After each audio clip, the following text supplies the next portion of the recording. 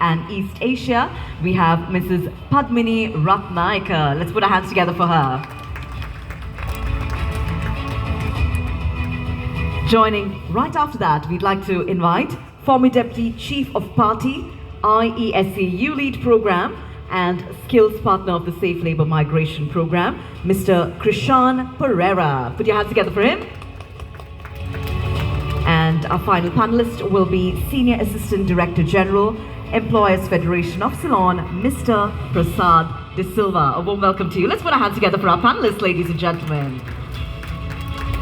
And as they join us forward, I'd also like to introduce our moderator to you. This discussion will be expertly guided by the head of the Better Work program at the ILO in Sri Lanka. Let's welcome on stage Mr. Kesava Murali Kanapati.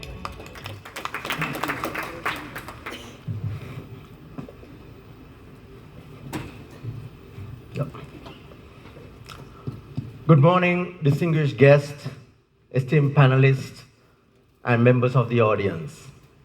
It is my privilege to moderate today's panel discussion on the topic of profound significance, not just for Sri Lanka, but also for the broader global landscape, safe labor migration. In a world where it's increasingly interconnected, labor migration plays a pivotal role in shaping economies, empowering individuals, and bridging societies. Today, we spotlight the success of Sri Lanka's Safe Labour Migration Project, a testament to the transformative impact of a well-designed program with policies and practices. Through this project, we have not only addressed critical challenges faced by migrant workers and their families, but also laid the groundwork for a future where migration is a choice made with dignity, safety, and opportunity. Today, our distinguished panelists with diverse backgrounds will bring forth to the table what has been this project about, what are the successes, and also what about the future road ahead. Having been a migrant worker myself over 15 years around the world, where once upon a time my passport was confiscated, I could not travel back to my own country when needed. This is a moment that I've been waiting for over 15 years, I guess. So I'm going to listen to our panelists to see what our country has done, along with the development partners and other partners, to make migration a decent and also how it can empower everyone. From a Sri Lankan context, we heard from our distinguished speakers and from the videos what it really means to the country. It brings around 6 to 7 billion worth of remittances, which is an economic benefit. But at the same time, it also has societal impacts, both positive and negative. Migration is good, but migration also creates brain drain. So this program, which has been handed over to the countries, to the government, sets light what is to do a planned migration and how to sustain it. As we have heard, through the project, there are several key components that has been the milestones: the policy development, the ethical recruitment, skills development, and community support. For an example, ethical recruitment. If you really look at the achievements through this project, the program, more than 1,000 recruiting agents have come together to create decent recruitment practices where it provides decent jobs. Community support. More than 250,000 families have been supported through migrant service hubs and community initiatives. These are all quite significant.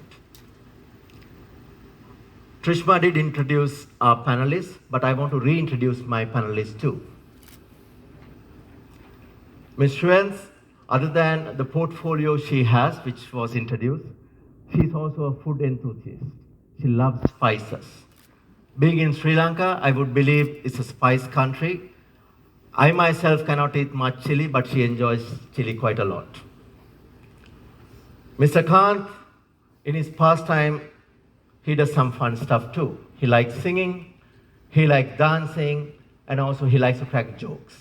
But today I'll make sure he's not going to crack a joke in the discussion. Ms. Ratnayaka, amongst everything she does, she loves to read, but also she's obsessed with Netflix. I'm not going to ask what her favorite series is. If it comes to light today, let's see. Mr. Pereira, he's a lover of pets. He has various breeds of dogs and cats, but at the same time, he's also having his Zen moments with bonsai. So he does a lot of bonsai work, cutting, chopping, replanting, you name it, he does it. And Mr. De Silva, while he loves to be sitting in front of the TV watching movies, he also has a bad habit though. He loves sweets. That is why he's very lean and slim today. So with that, let's get into the discussions that we have been waiting for, to celebrate this long program, which has bring quite a significance to this country and its people. Ms. Swen, I'm going to start with you. Safe Labor Migration Program is a testament to Switzerland's leadership and innovation in migration and development. Whereas in the year 2008, the government of Sri Lanka did adopt the National Labour Migration Policy, which was a good start. I'm wondering, when the government of Sri Lanka started this, what was the interest of the Swiss government to embark on this journey? Thank you very much also for inviting me on this panel. And as you were saying, like, I really enjoy the curries here in Sri Lanka. I even have them for breakfast. Yes, I know it's impressive. Not this morning, however. But just to get back to the question you have, as Ambassador Frutiger was saying, Switzerland's international cooperation was already active in the country after the tsunami. But over time, you really understood, how important that topic is for Sri Lanka, safe labor migration, and also the huge development potential it has in terms of course, the remittances for the individual households, but also for the country in general, but also in terms of, reducing unemployment pressure, also the skills that the migrants were acquiring, bringing back home. So we saw that there is a huge potential, but of course, as you were saying also in your introductory remarks, so much also, challenges associated with it in terms of, the protection risks, also like the hardship on the families. But we saw that there is really an opportunity there to do something, to better protect the migrants, to make sure that they have access to decent work opportunities. And we also could see very clearly from the government and also the communities that there was an interest in this topic. Now, I think it's also important to recall that at the time, I think in Sri Lanka, but also actually globally, it was not clear, okay, what do we do about this safe labor migration? What does that mean, right? There was not much in place. There were a few policies, but we really had to bring together the different actors, work very closely with the government, and you have seen all the different stakeholders that are involved in this. So we really had to think of what to do. And at the beginning, it was a little bit probably patchy because there was some policy work which was done, then pre-departure information, and we opened a little bit on the fair and ethical recruitment. But over time, we really built like sort of this system and have a very holistic approach. And I've even seen that now. I was here, I think, 3 or 4 years back. And I can really see also the change that happened in this time. So I think we really have sort of built an ecosystem. There is, we built together actually this sector, and we have on the one hand really policies in place, which are also up to the international standards on labor migration. We also have all the different structures. We could see also yesterday when we were visiting, the colleagues, how many people are involved on all the different levels, down really to the grassroots level. And then of course to have also the services for the migrants, and I think it's quite an achievement.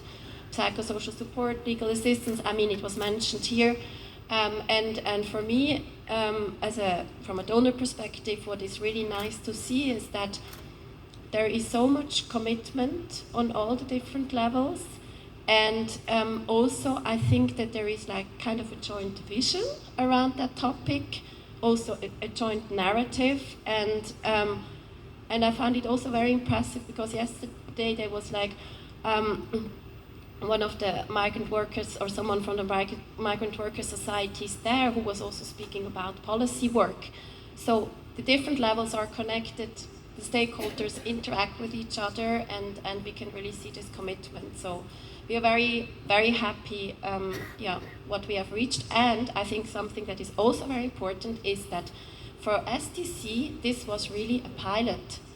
And we were thinking, hey, but there is so much potential in it. So we have been, been supporting similar initiatives in also Bangladesh, in Nepal, but also in West Africa and Central Asia. So this was really the beginning of our safe labor migration portfolio, and we have used similar approaches. And I think that you have set really like the standards.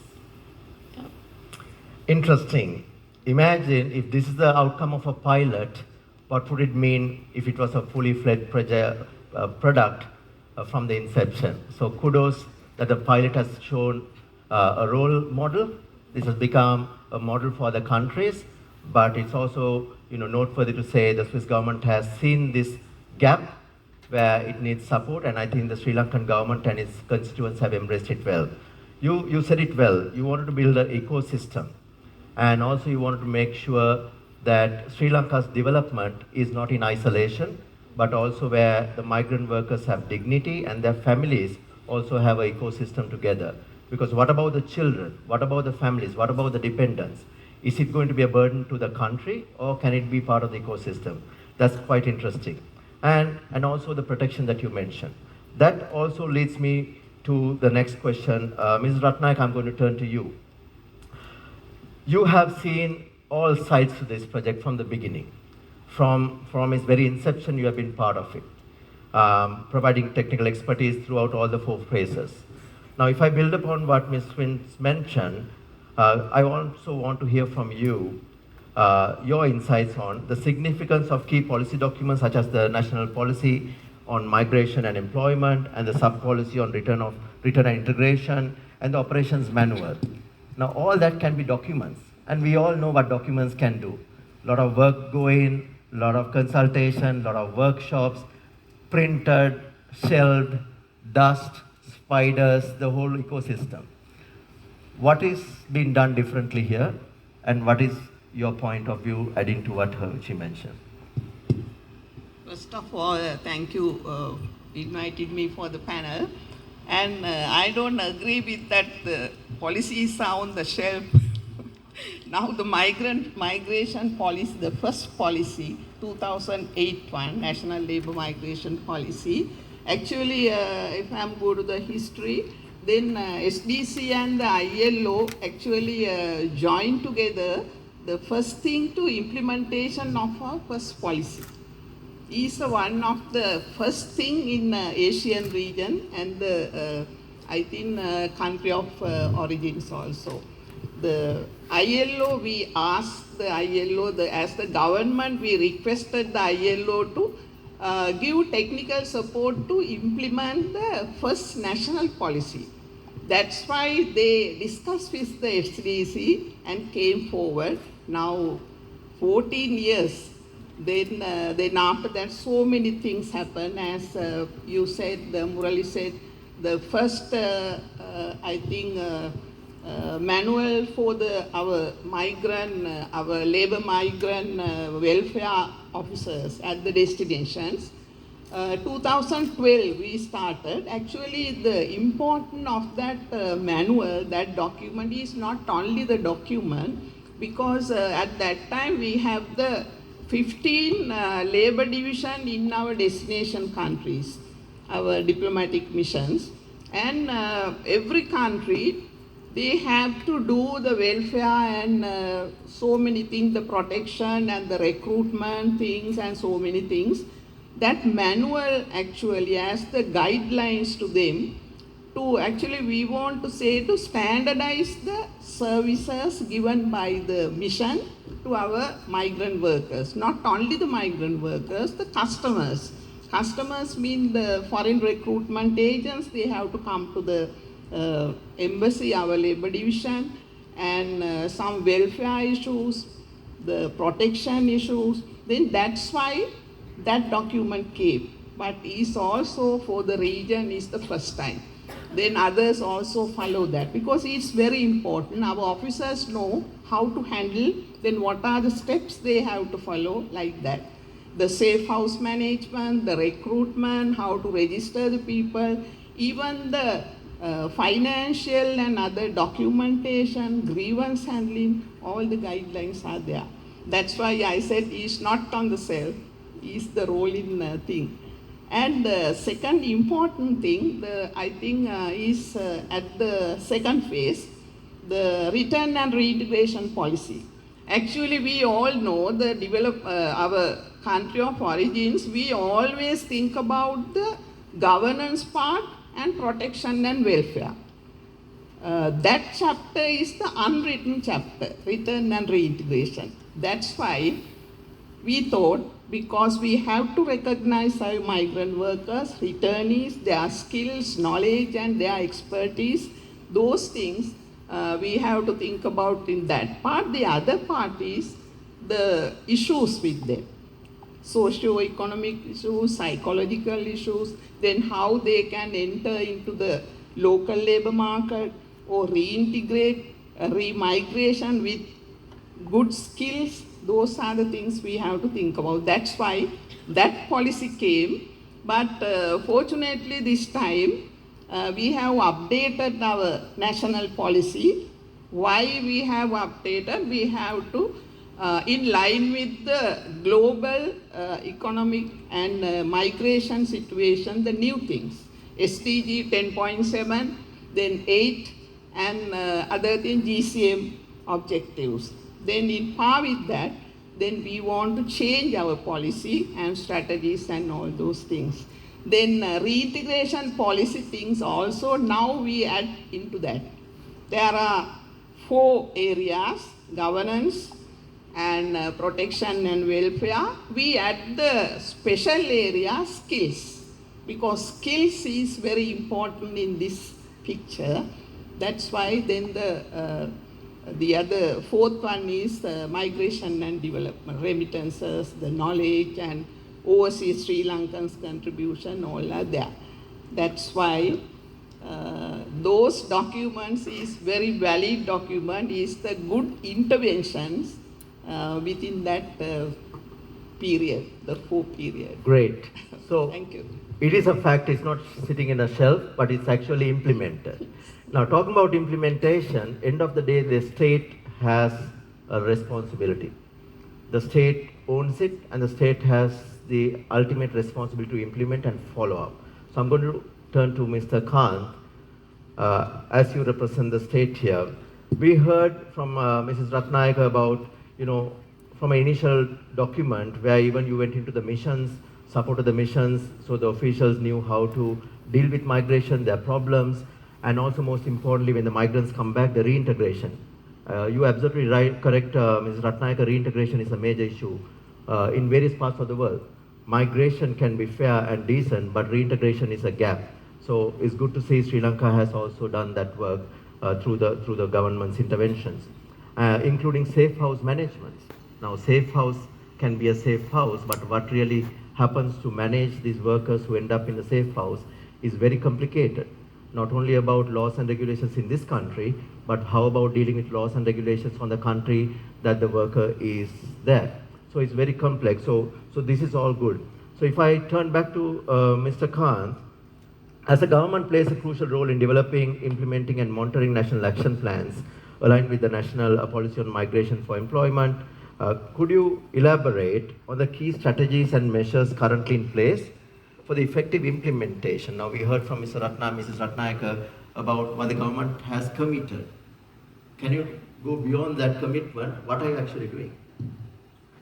Thank you. First of all, thank you very much for inviting me for this panel. So, as our madam said, she is the pioneer of our service as well as in the industry. So, I am the follower. So, representing the government of Sri Lanka, the national policy on labor migration, that means migration for employment and action plan from 2023 to 2027, which was formulated with the wide consultation of all the stakeholders, not only by the government, it is all the stakeholders including academia, trade unions, civil societies, migrant workers representatives, UN agencies, with the support of technical support of ILO under the SDC project. So we all have the ownership, even though the government have the primary responsibility to implement, we also, all the stakeholders have the ownership. That's the beauty of this national policy. So each and every person in Sri Lanka have the responsibility to implement this,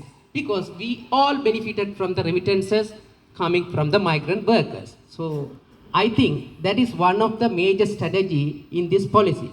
We all know that change is the only thing which not be changed according to Karl Marx. So that's why we have changed this policy from 2008 to 2015, the national return and reintegration policy. Now it's the foreign employment, migration for employment and national action plan. So in order to implement this policy, we also, as we have the vested with the primary responsibility, we have established a national advisory committee in the national level. So that also consisting of all the stakeholders chaired by the minister responsible for the subject of foreign employment or the migration. And apart from that, this time, another strategy we have adopted, that we have included the provincial government setup. So far we have not touched the provincial government system. We are working with the central government, that means national level, district level and the divisional level. So this time, this policy also adopted, including this provincial government. So that's why we are establishing the provincial coordination committees, which will be chaired by the chief secretary, and also the national line ministries of the provincial council and those who are active in those provinces. Likewise, we have established the district coordination committees that will be chaired by the district secretary or the government agent, that also all comprising the divisional secretaries, all the stakeholders in the particular district. So there are that inclusive of NGOs, CSOs and migrant workers societies and academia. So each and every layer we have established the mechanism in order to implement as well as to monitor the implementation of the committee, the implementation of this national action plan. And also another important thing is, because major player of this labor migration is SLBAP, Sri Lanka Bureau of Foreign Employment. So they have already incorporated this national action plan into their corporate plan as well as their annual action plan.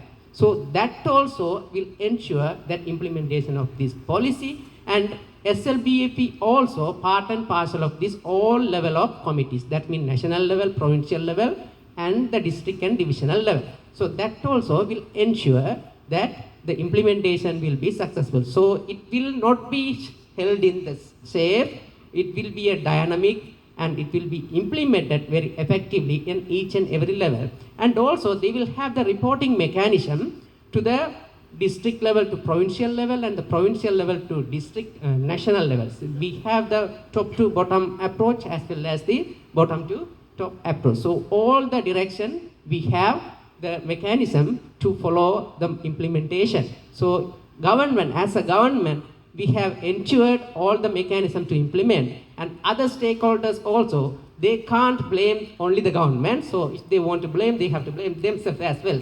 As you, when you introduce myself, you have said me I'm cracking jokes. This is not a joke. This is the responsibility of each and everyone to implement this national action plan, because it was approved by the cabinet level. So it is the national action plan. I think we all have the responsibility. We all get together. We will implement this for the betterment of the migrant workers, and we will be pioneer in the region, and we will showcase we are the champion of this labor migration sector in the region and also ensure the rights and well-being of the migrant workers. Thank you very much.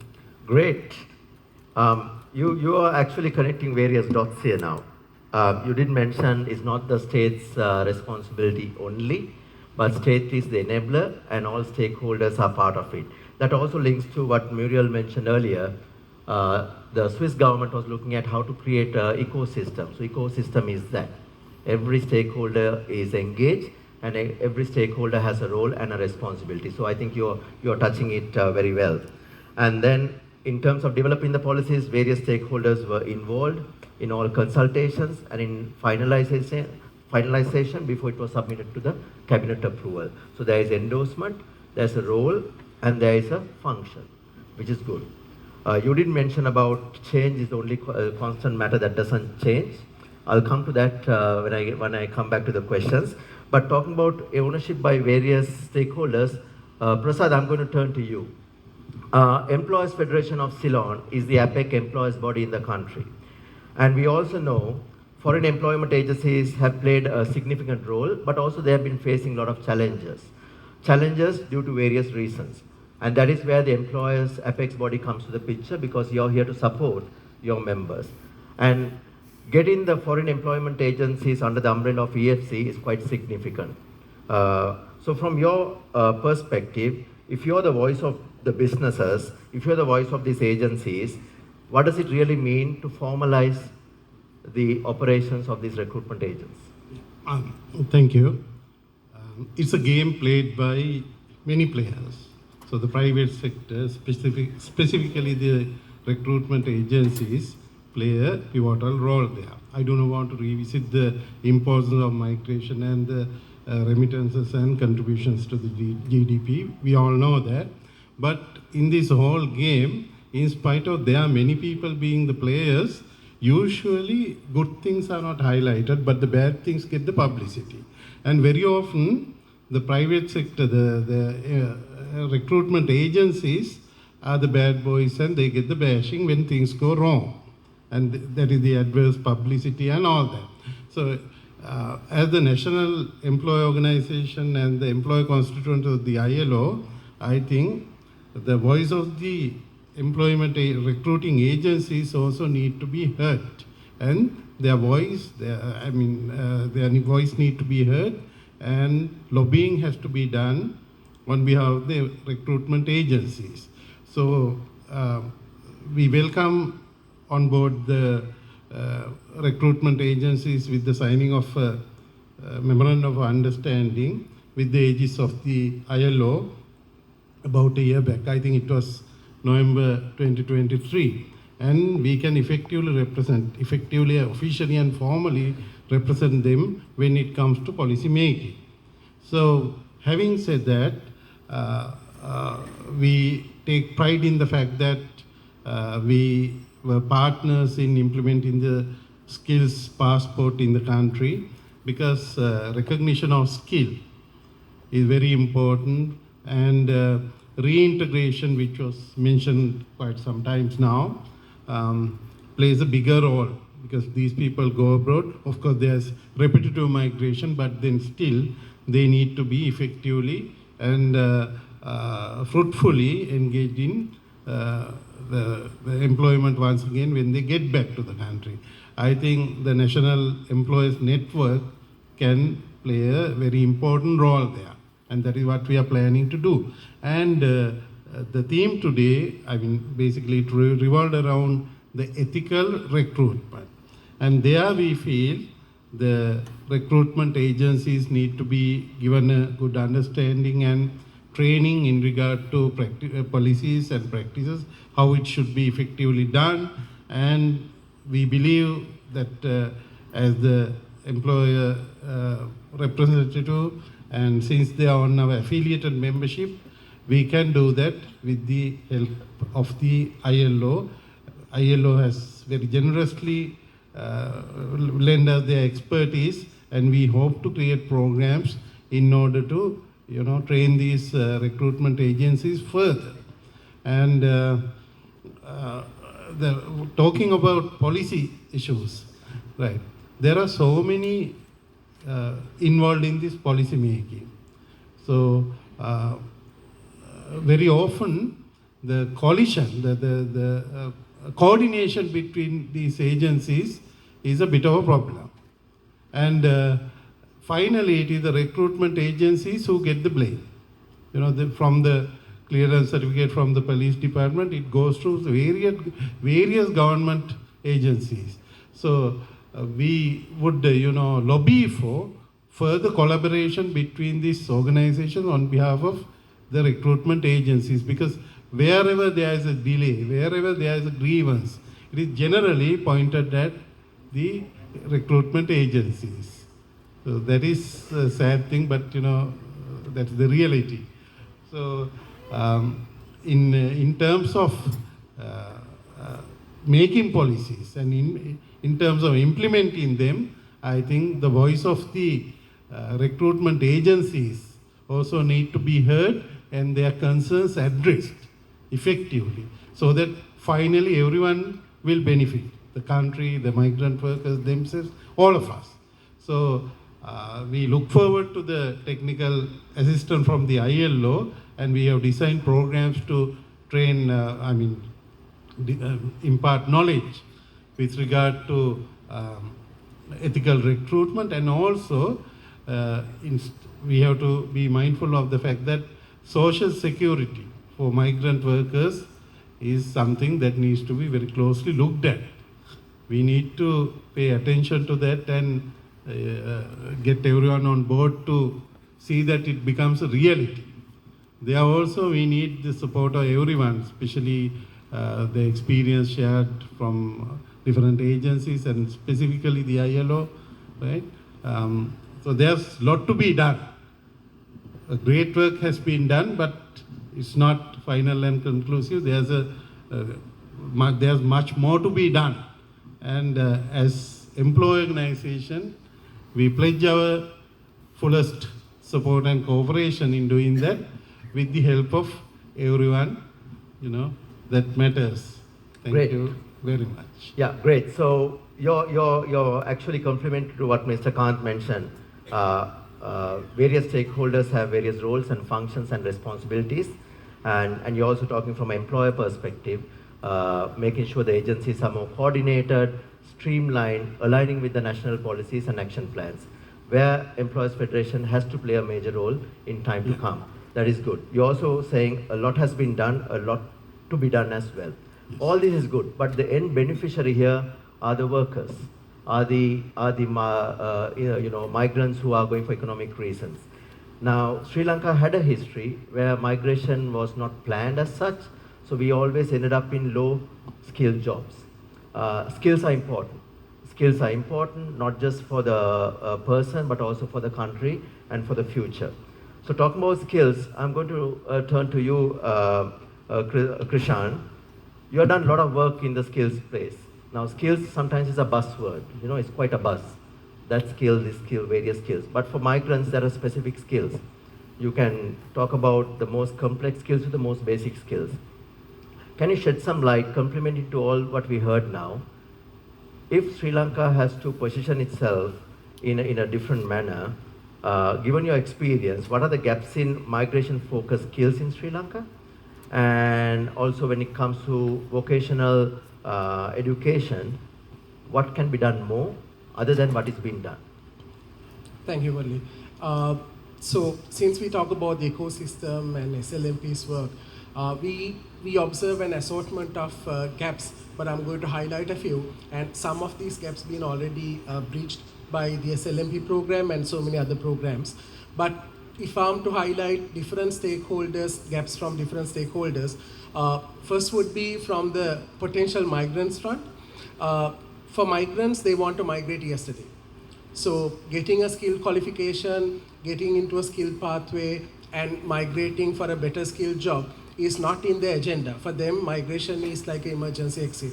So they have economic issue, they want to migrate. They have a social issue, they want to migrate. So therefore, it's not a planned career choice for them, but it's a immediate turn for them to get into a job. So that is kind of a gap that we have identified. So getting them into a proper skilled pathway, convincing them the benefits of a skill migration is challenging when they're in that mindset and when they're in a hurry to migrate for a job. From institutional perspective, I would say communication is one of the gaps that we have identified, and also we managed to bridge in certain contexts. But one of the challenges we see, we have a lot of programs, vocational skills programs, policies, practices in place, but these are not properly channeled through to the grassroots levels. So therefore, they are still struggling to identify the demand jobs in the destination markets and also the skills qualifications available in the market. So therefore, I believe there's a gap in between the skills qualification and also the world knowledge about the jobs available. Thirdly, I believe, since you asked about the vocational education system and the gaps, mostly we are talking about qualifications here in Sri Lanka. But when it comes to destination markets, they're looking at more of license and certifications.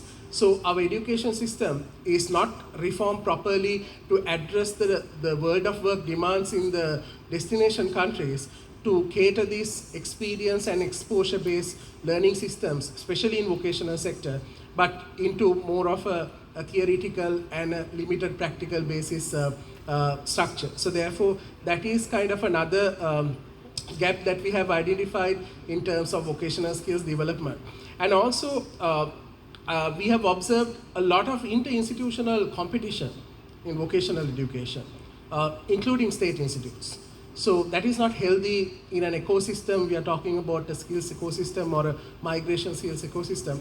That is not a healthy environment. So therefore, eradicating that would help migrant workers to make informed decisions about the skills qualifications that they can get, and also streamline different institutions' scopes so that they can serve better to the potential migrant workers.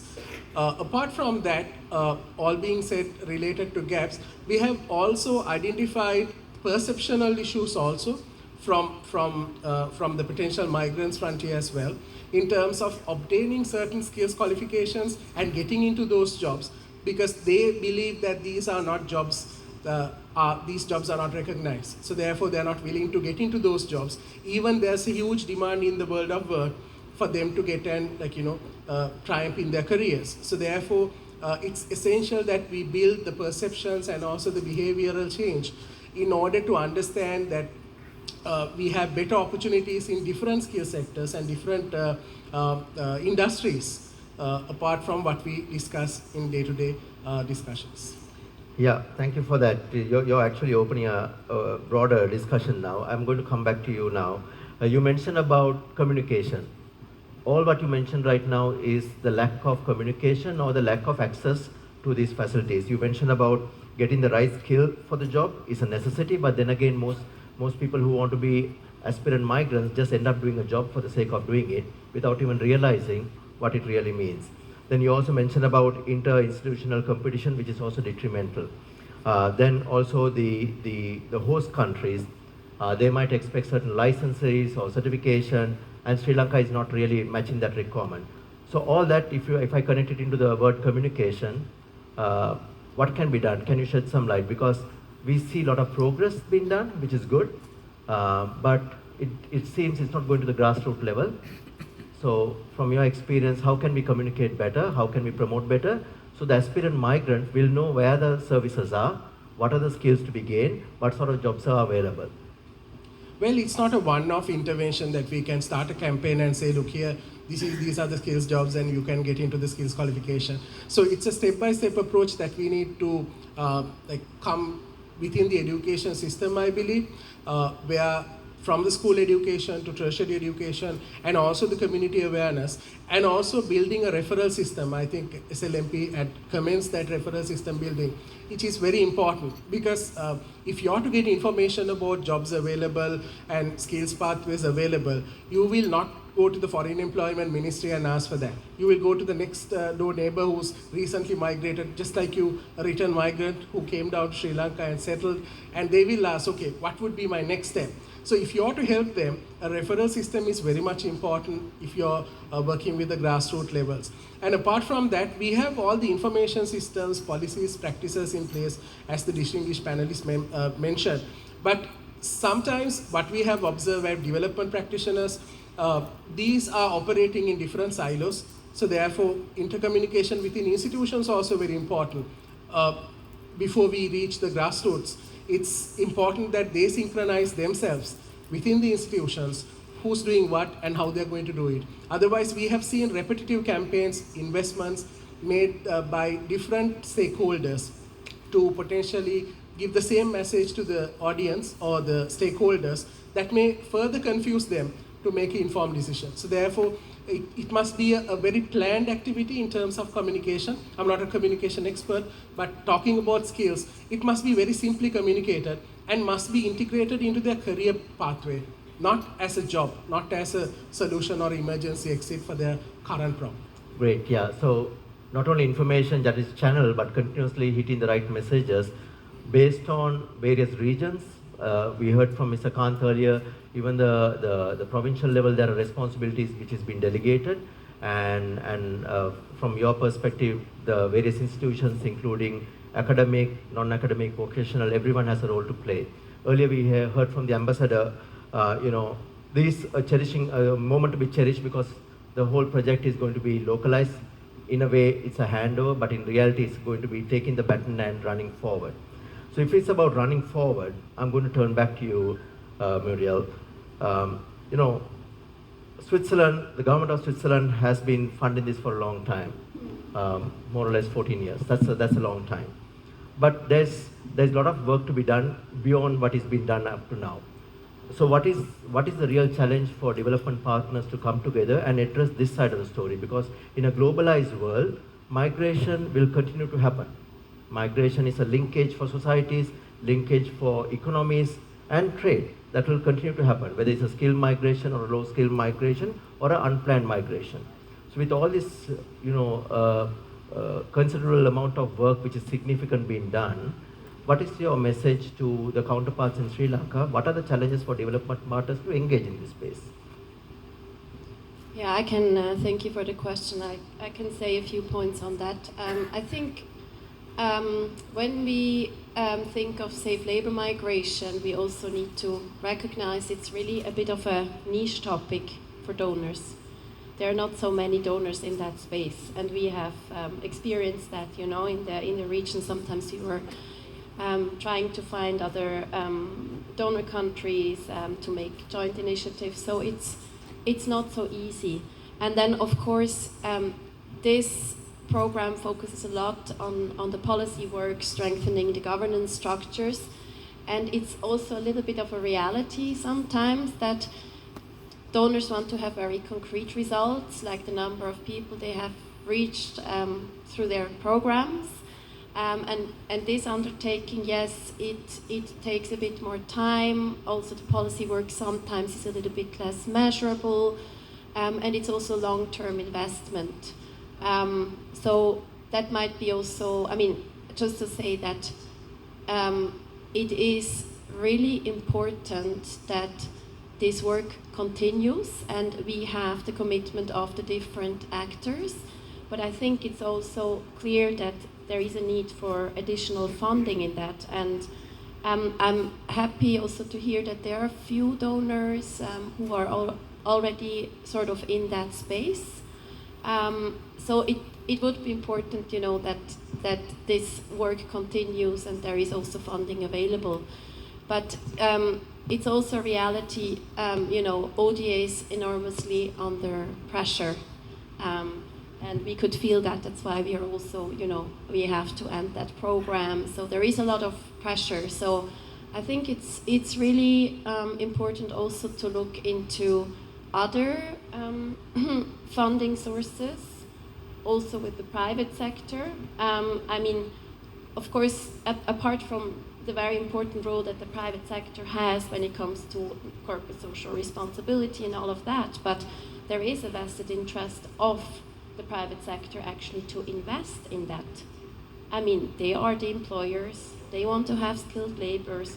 I mean, there is also a market when we talk about remittances, you know, all these financial products, also maybe microcredits for the returning migrants and so on. So I think that there are some activities underway in that sense, but probably it can be scaled and it will be very important. Yeah, interesting.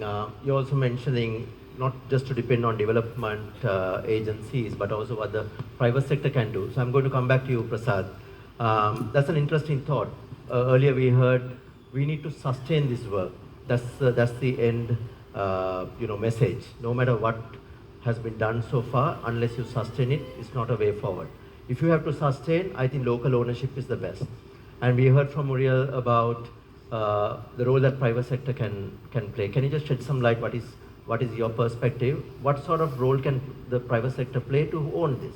Yeah, I think the private sector can play a very pivotal role in returnees reintegrating into the system.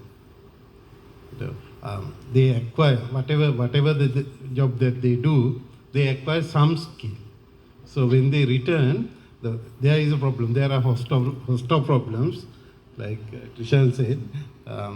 Various problems, of course, the repetitive migration, whether the willingness is there to, be locally employed again, all that is there. But nonetheless, we still have to think and pay attention to reintegration. So through an employers network with the skills identification, yes, I think the private sector can do the needful in a big way. Yes. So, Mr. Kant, I'm also going to bounce off the same question to you. Reintegration is important, sustaining is important. You also advocate for sustaining all the work, and various stakeholders have various responsibilities, which is all good. But in doing all that, it's not just a walk in the park. There are challenges. What is the government doing right now to address those potential challenges by looking forward, while looking back on what has been done for 14 years, but looking forward where we want to head? Yes, challenge. We have always challenges. So how we face the challenge is the strategy.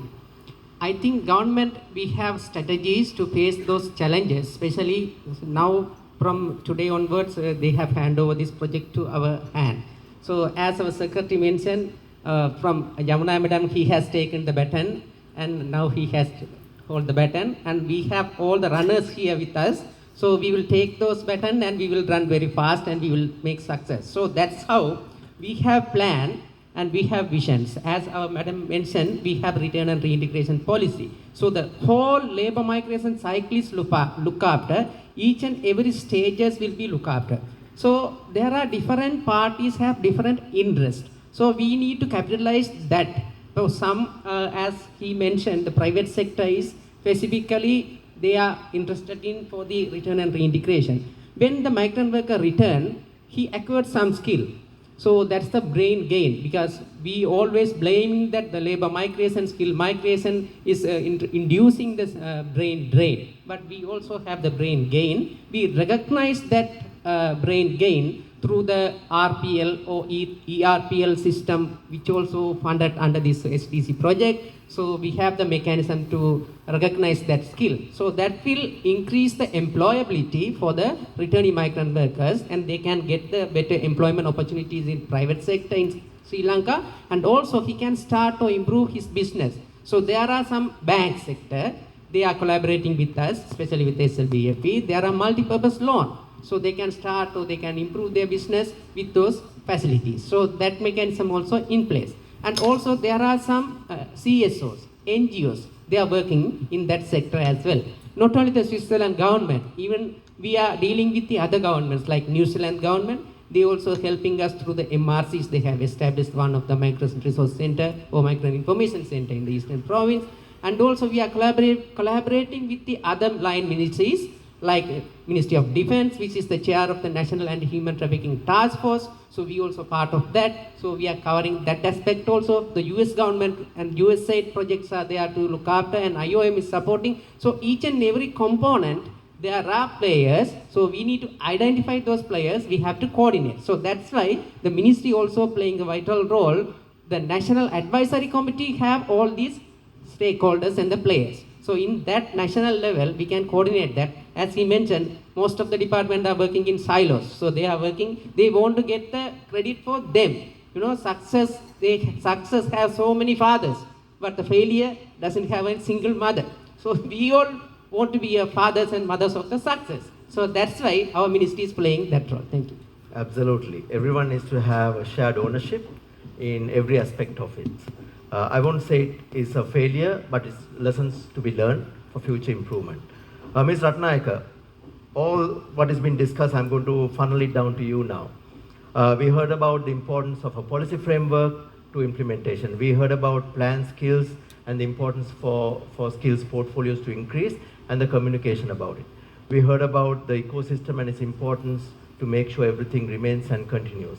We heard about the reintegration, brain drain versus brain gain. Those are very important. You have seen all the 4 stages of this project. I want you to shed some light. Are you seeing that all these comments have been addressed in developing this? And what is your message to every stakeholder in this room right now? Very briefly, I will say what are the challenges we met at the formulation of these policies and the implementation. I think very briefly, first thing, as Prasad said, there are so many policies, so many institutions, but only thing the policy coherence and institutional coordination is very much needed.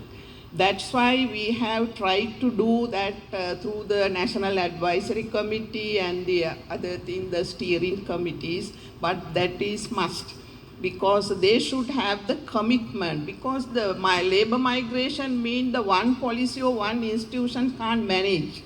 That's why we have to get together, especially the education, skill sector, then the health, foreign affairs, then all should get together. That's why one gap I see in the formulation and the implementation is that.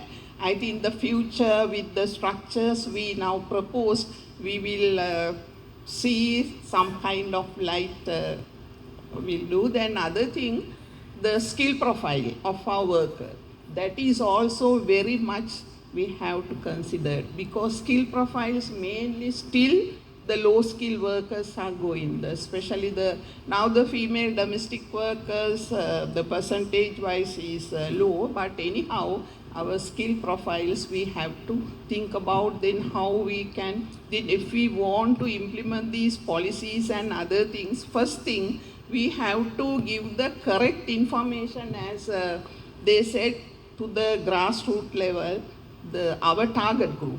Otherwise, our resources are wasting and our target group is not take any beneficiary. That's why to take the informed decision making on migration, that is very important. And for the policymakers also, I think, to have the evidence-based policy making, data and information is very much needed.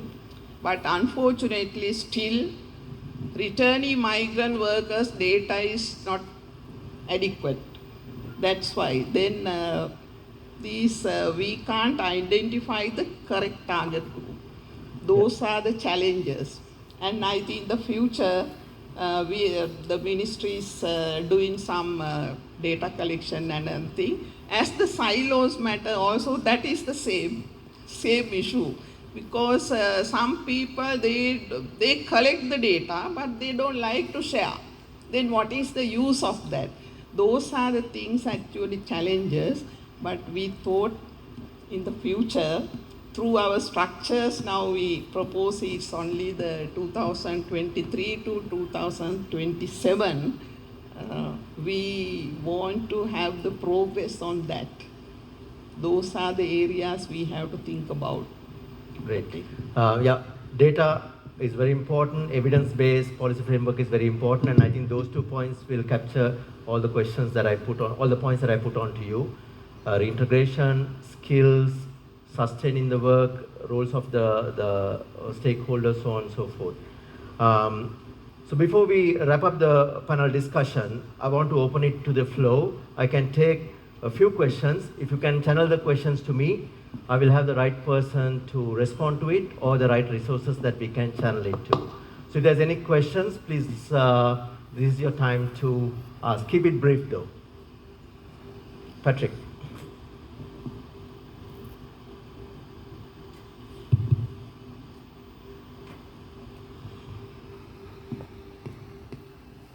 Yes, thank you. Thank you very much for this really interesting presentation and dialogue.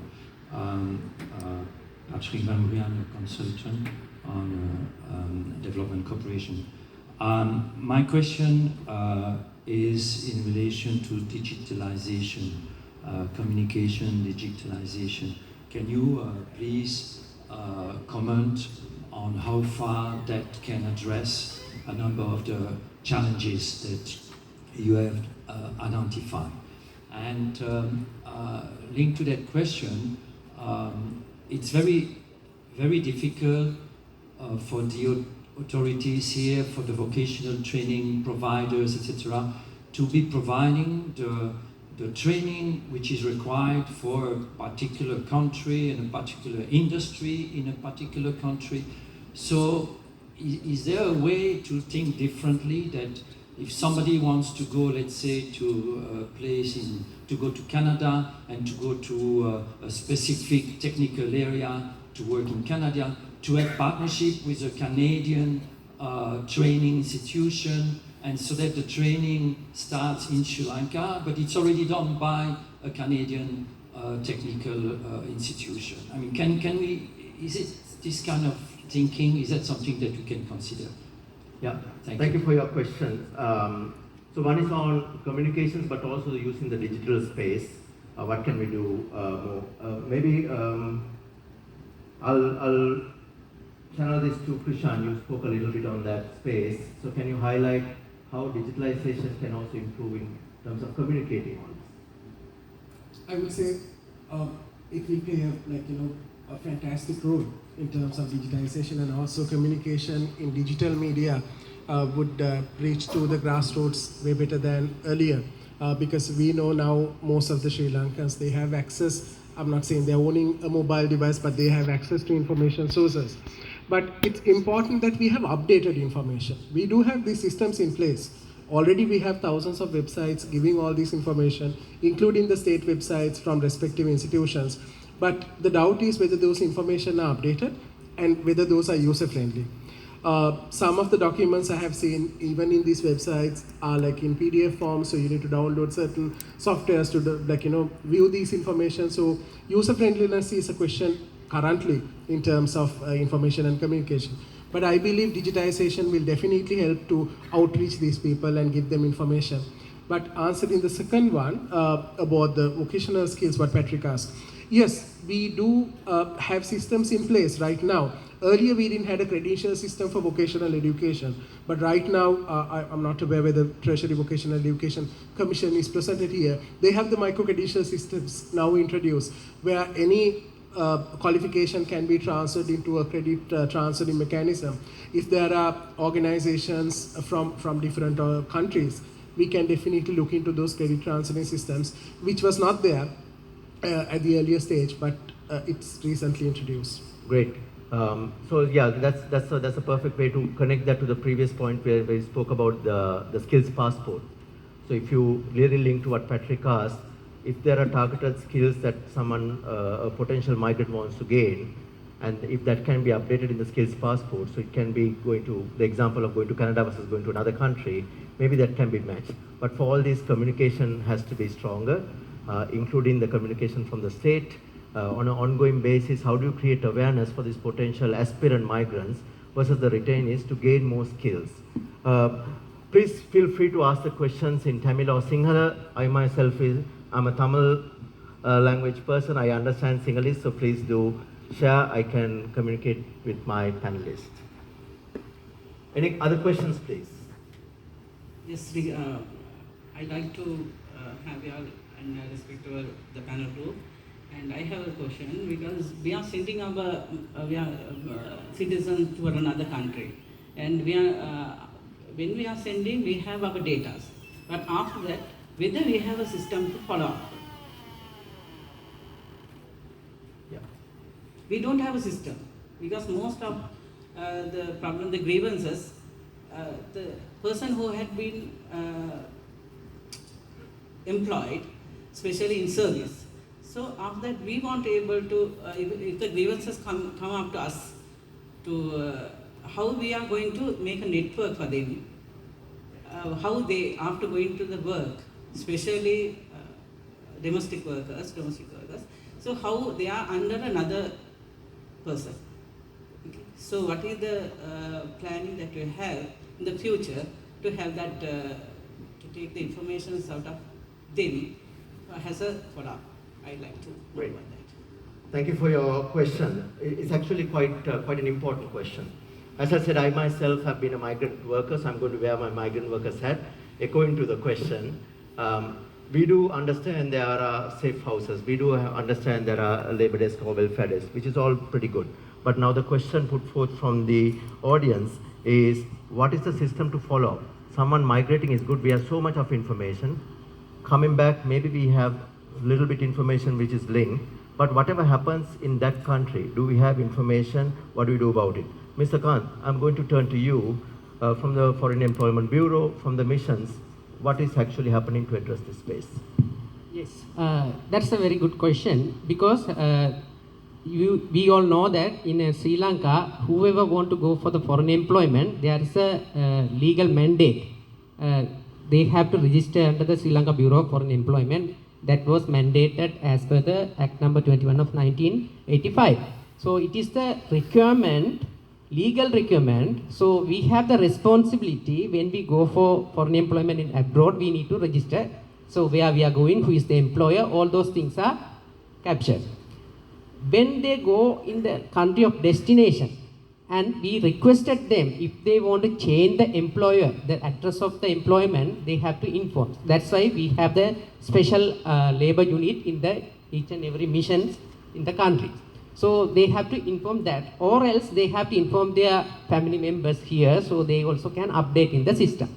And also we have ministry officials, nearly 980 officials, those who are attached to the each and every divisional secretariat in the periphery. So now we are, as the digitalization also earlier raised, we are developing an app for the migrant profile. So each and every migrant, they will have the profile and it will be updated by our development officers, those who are attached to the each and every divisional level. So in the app, it is going to be launched very soon. So after that, the updated data will be available for us.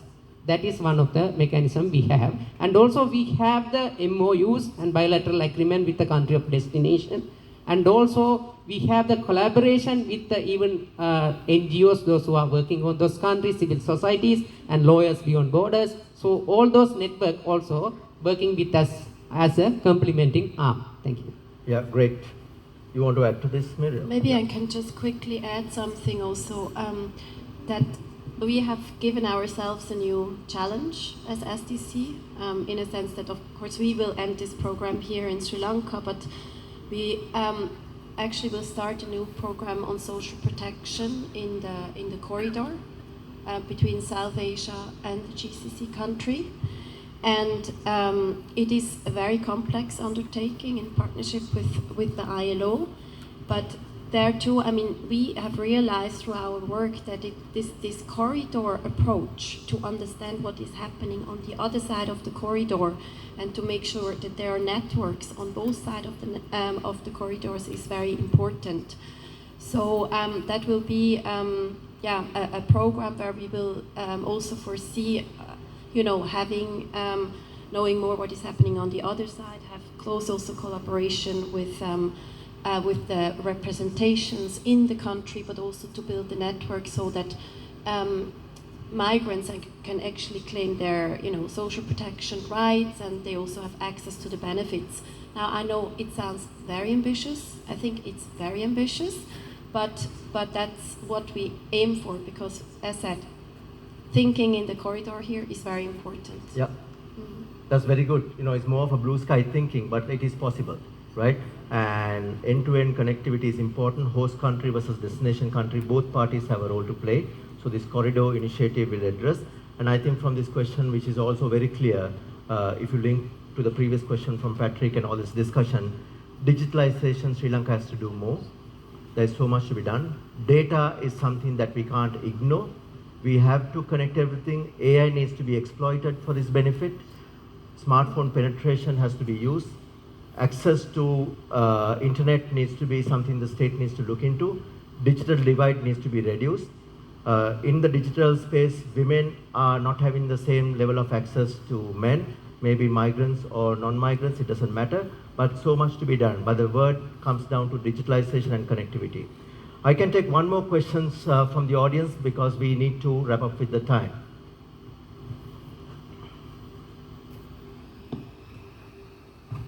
Thank you. I'm a member of the media, the Island newspaper. This is quite an emotional moment for those who are keen about safe labor migration in Sri Lanka, because this is not the launch of a good program. This is the conclusion of a great program. So the Swiss Embassy has decided to bring this program to a conclusion at a time a new administration has been installed in Sri Lanka. So couldn't the embassy have considered an extension of this program for a year or so as a support for the government? Because this is ideally not the real moment, I mean, the appropriate moment for Sri Lanka to lose your kind of support. So have you ever considered that? Number one. And number two, the South Asian Qualification Program, how has it benefited the Sri Lankan migration population? Thank you. Yeah, thank you for your question. I would reinterpret what you mentioned. I'll put it in different words. I think it's a moment to be cherished, that the program has come quite a distance, and now different stakeholders have different responsibilities to take forward. And the Swiss government has its own mandate. At the same time, the Swiss government has also laid the foundation for the future work. Future work includes including the corridor activities, what you just mentioned, Muriel, but also what the various stakeholders on ground can do, including various development partners, what can be done by various development agencies and partners. So can you shed some light in terms of the previous question I asked? You did mention about this space being a niche, so not many development partners might come into this niche, but if you look at the concern from our representative from the audience, is there anything else to be done by the Swiss government or any other agencies or any other development partners to continue to support the Sri Lankan agenda, especially at a crossroad where the regime of governance has changed? Yes, I mean, I probably keep maybe repeating the same messages. I mean, I understand that, this program, there is a lot that has been done, but we fully agree that there is still a requirement for continued funding. Now, there is from our side, unfortunately, I mean, we have been engaged now for the 14 years. Actually, Sri Lanka for the Swiss International Cooperation is not a priority country, so it was already the exception that we continue to work here. But now with, Ukraine crisis, also, pressure in general on the budgets, for us it's really difficult to continue that program in that way. But also we have to say, I mean, this is a very solid initiative which is there. I think we have done our share, and we will also continue to be engaged. I mean, through the policy work with the government of Sri Lanka. So we will continue also the advocacy on that level. And as I just mentioned, in terms of the social protection program, there will be activities also foreseen in Sri Lanka. So we are not entirely, disengaging, but it will be another way of working, continue to work on that topic. The two sides of the corridors will connect each other. Yes. I saw Mr. Devendra, you put your hands up, so that the hand up earlier. So I'll take the last question from you. Over to you. Mike, please, over here.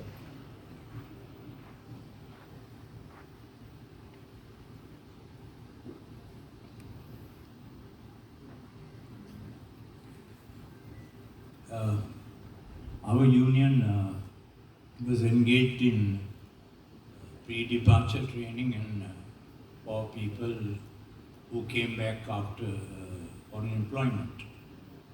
One of the questions that arose, of course not willingly from the participants, but we had to get that question out of them, is the social cost that it causes. Everybody talks about the money and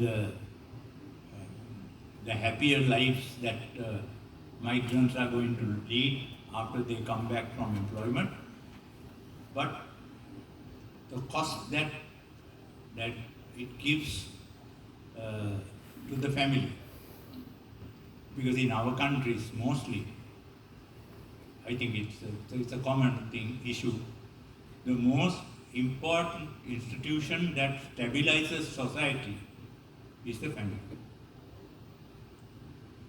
And because of foreign employment, if you are away from your family for about 2 to 3 years, there are lots of problems which people don't talk about. That is, as adult human beings, we have certain needs. And we are away from our wives or husbands. The question is, those needs have to be satisfied.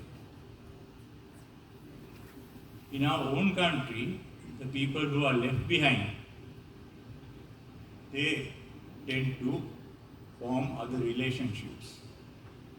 And people who are abroad also, the same question is there.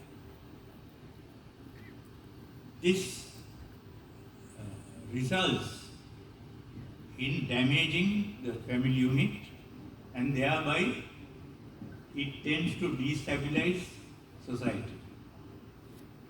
Have we ever thought whether we have an answer to this question?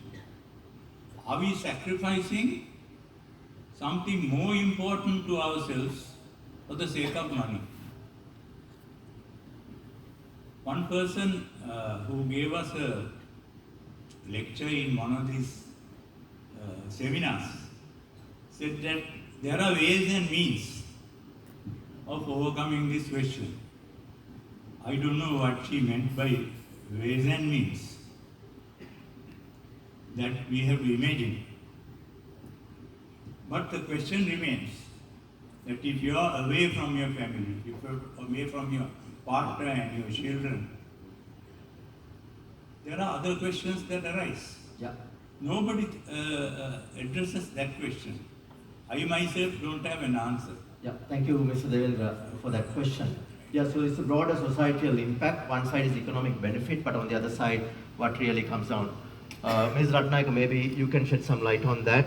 Have you really thought through in that space in developing the policy framework? Because there are, various services offered in Sri Lanka. There are various networks being created, migrant centers. All those are the ecosystems that we discussed earlier. So can you shed some light on the positive side has a negativity. So what have you thought through? Yeah, actually we have not think about those things. It is not the correct answer, because we always at the formulation of strategies and all the things we think about that social cost. That's why then according to the SLBFE mandate and the ministry mandate, we have done a lot of initiative. We have taken a lot of initiative, the family, the children and all those things. But one thing we have to think about, because we can't avoid, or we can't cancel, or we can't, we can't demotivate those people if they want to migrate. This is the contract migration. These not the permanent migrants we are talking, only the contractual migration at least 2 or 3 years. That according to our policy frameworks and other things, we always think about within that period how the family and the children we can consider that we can take care of them, because all the activities and strategies focus on that.